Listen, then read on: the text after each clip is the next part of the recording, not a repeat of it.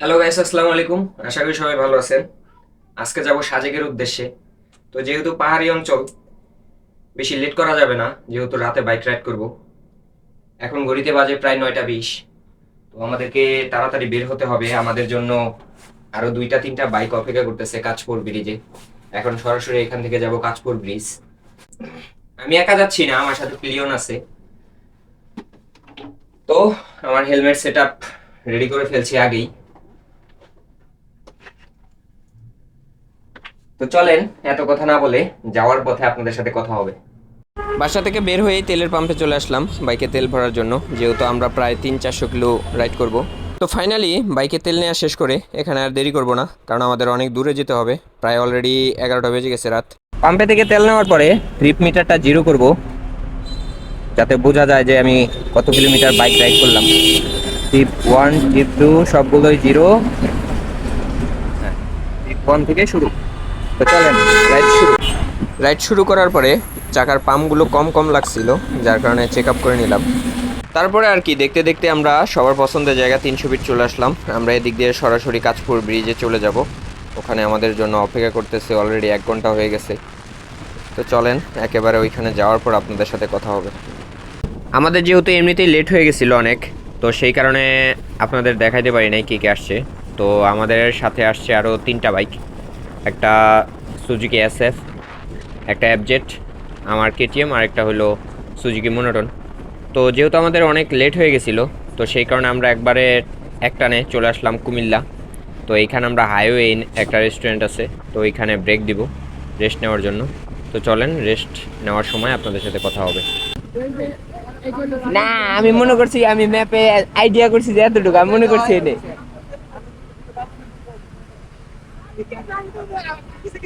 আরে যাই, সমস্যা নাই, ঘুরো। ওইটাই ওইটাই ভালো হইব এনে না থেকে। আচ্ছা একবারে ডেস্টিনেশন উঠাই, হ্যাঁ? হ্যাঁ হ্যাঁ, ওইটাই ওইটাই। আরে আছে আর 600 মিটার। হ্যাঁ, আরে আছে আর ভাই 600 মিটার। ঘটনা যেটা হয়েছে, আমরা হাইওয়ে ইন রেস্টুরেন্টে যাব, কিন্তু আমরা ম্যাপে দেখলাম 600 মিটার আছে। তো এই কারণে আমরা ভুলবশত অন্য আরেকটা হোটেলে ঢুকে পড়ছিলাম। তো এখন আমরা আবার ব্যাক করে হাইওয়ে ইন রেস্টুরেন্টে যাচ্ছি।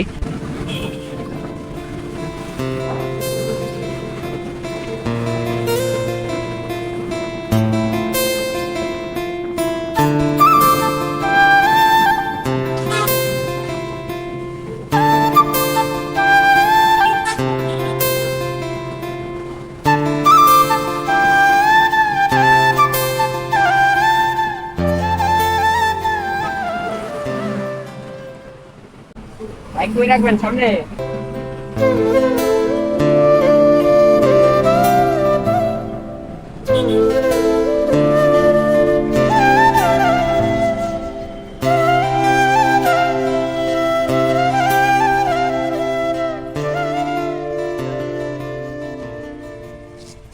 তো ফাইনালি আমরা রেস্ট নেওয়ার জন্য হাইওয়ে ইন রেস্টুরেন্টে চলে আসছি।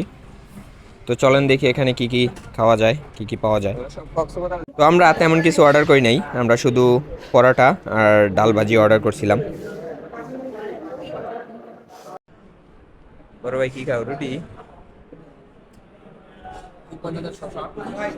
ভাই খান।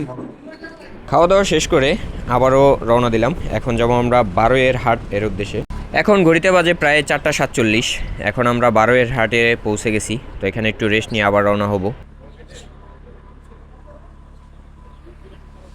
বারোয়ের হাট থেকে খাগড়াছড়ির উদ্দেশ্যে রওনা দেওয়ার পরপরই বুঝতে পারলাম পাহাড়ের সৌন্দর্য শুরু হয়ে গেছে, আঁকাপাকা পথগুলো শুরু হয়ে গেছে। আমি যা দেখলাম, এখন শুধু আমাদের উপরে উঠতে হবে, প্রায় 2000 ফুট উপরে সাজেক ভ্যালি। এখনই যদি এরকম হয়, এই সব ভিডিও দেই না,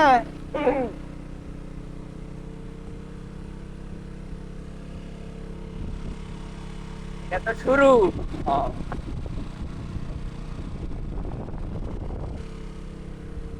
প্রথমবারের মতো যারা সাজেক ভ্রমণ করছেন তারা অবশ্যই জানেন এই রাস্তাগুলোতে বাইক রাইড করার অনুভূতি কীরকম।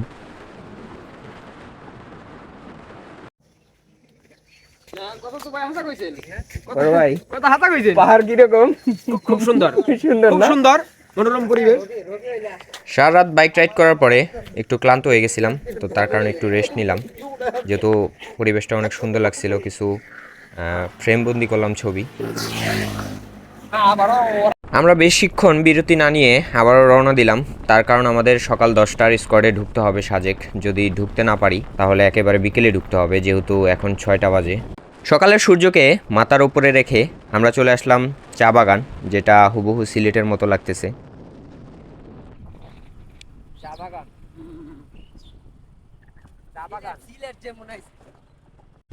তো এখন আর কি, চলেন এত কথা না বলে প্রকৃতির সৌন্দর্য উপভোগ করতে করতে আমরা দিঘিনালার দিকে চলে যাই।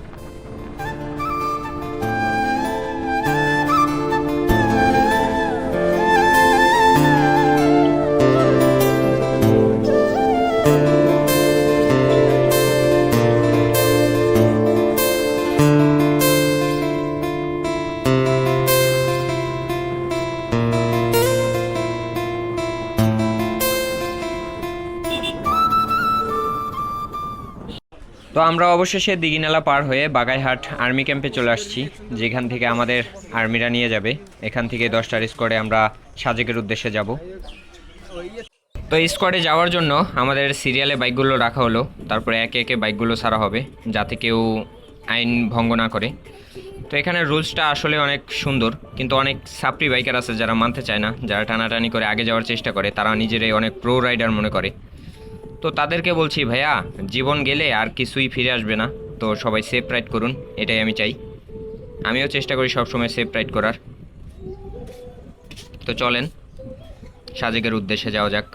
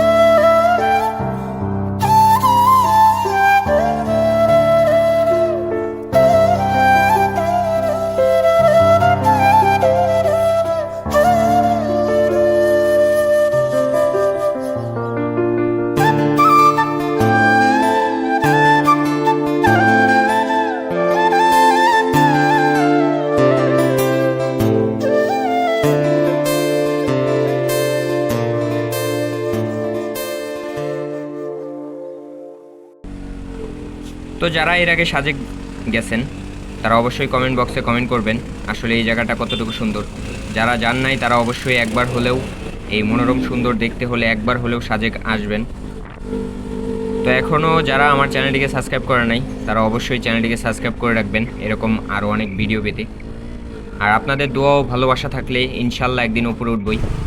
তো সবার দোয়া ও ভালোবাসা আশা করতেছি, ইনশাল্লাহ সবাই দিবেন।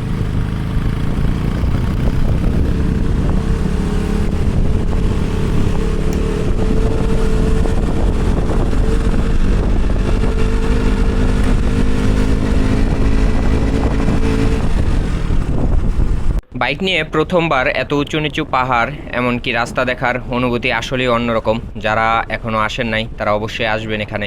আর সবার আগে একটা কথা বলি, এই রাস্তায় চলতে হলে আপনার ক্লাচ, বাইকের ব্রেক এগুলো একদম ইউজ করা যাবে না, শুধু ইঞ্জিন ব্রেক ইউজ করতে হবে।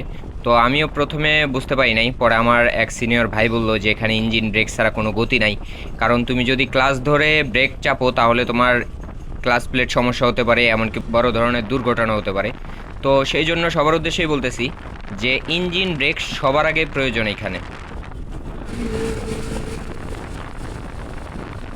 আমি বাইক নিয়ে সামান্য এই উঁচুটুকু উপরে উঠতেছি, জানি না আপনারা ইঞ্জিনের শব্দ শুনতে পাচ্ছেন কি না। 1 গিয়ার 2 গিয়ারে বাইক উঠাচ্ছি, তারপরও প্রচুর পরিমাণে ইঞ্জিনে শক্তি লাগতেছে এই শুধু ছোট ছোট ঢালগুলো ওঠানোর জন্য। তাহলে কতটা উঁচু এই ঢালগুলো।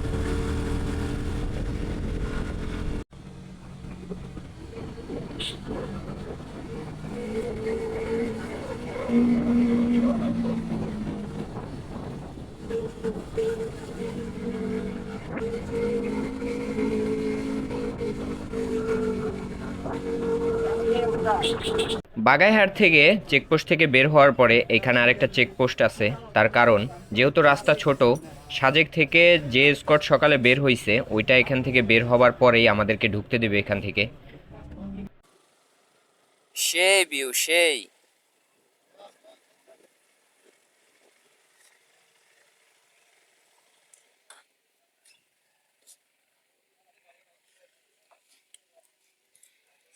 সেই ভিউ। হ্যাঁ, কি কেমন লাগে? আপনারা যখন এখানে আসবেন এইখান থেকে শেষের 5 কিলো অনেক খাড়া, যেটা নিচে আর নামবে না, শুধু উপরে উঠতে হবে। তো এখানে আমরা যেহেতু সবাই একসাথে আসছি তো একটু রেস্ট নেব, তারপরে সবাই একসাথে উপরে ওঠার চেষ্টা করব। তো সবাই চিন্তা করবেন এইটুকু না থামার, কারণ এইটুকু শুধু উপরেই উঠতে হবে, আপনি নিচে নামার কোনো সুযোগ পাবেন না। এই যে উঁচা থেকে মানে নিচা থেকে ওরে নামাই দিছি, ছোট বেড়ে নামাই দিছি, দেখেন ও এই জায়গা থেকে এই জায়গায় আসতে ওর অবস্থা।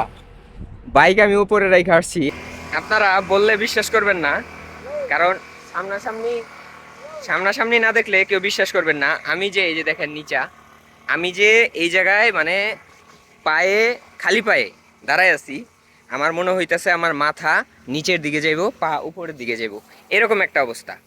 মানে কি একটা অবস্থা দেখেন, আপনারা দেখেন কতটা নিচা। দেখেন ওই যে উপরে আমার বাইক রাখছি, আর এইখান থেকে ছোটো বাইরে নামাই দিছিলাম, নিচ থেকেও হাইট আসলো। ভাই যারাই অন্তত এই শেষের 5 কিলো আসবেন তারা সবাই চেষ্টা করবেন পিলিয়ন থাকলে নামাই দিতে। হয়তো তাদের একটু অ্যাডভেঞ্চার হবে, একটু কষ্ট হবে, কিন্তু তারপরও অনেক সুবিধা হবে আপনার। মানে আমি এই জায়গা থেকে আমার বাইকের কাছে, এই যে দেখেন আমার বাইক, মানে এই জায়গা থেকে যে বাইকের কাছে ক্যামেরার সামনে এতটা বোঝা যাইতেছে না, কিন্তু এই জায়গা থেকে যে বাইকের কাছে যাব আমি শেষ। আসলেই লাখ টাকার ভিউ, না লাখ টাকা হবে না, কোটি টাকা হবে না। তো চলেন একেবারে উপরে গিয়ে আপনাদের সাথে দেখা হবে। শত কষ্টের পরে যখন উপরে আসবেন তখন এইভাবে আপনাকে স্বাগতম জানাবে বাংলাদেশ ট্যুরিস্ট পুলিশ। তো অবশেষে অনেক কষ্টের পরে আমরাও সাজেক।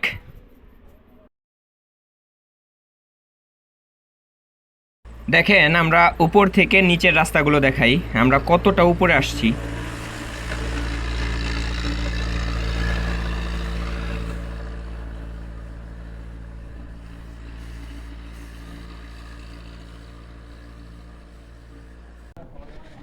আমি উপরে উঠছিলাম একবার, উপরে বাইক রাইখা নিচে নামছি, আবার ছোটো বাইক রাইখা এসেছিলাম, ওরে নিয়ে আসলাম, ও অসুস্থ হয়ে গেছে উঠতে উঠতে, তো এই কারণে আবার প্রথম থেকে দেখাইলাম অসুস্থ রুগী।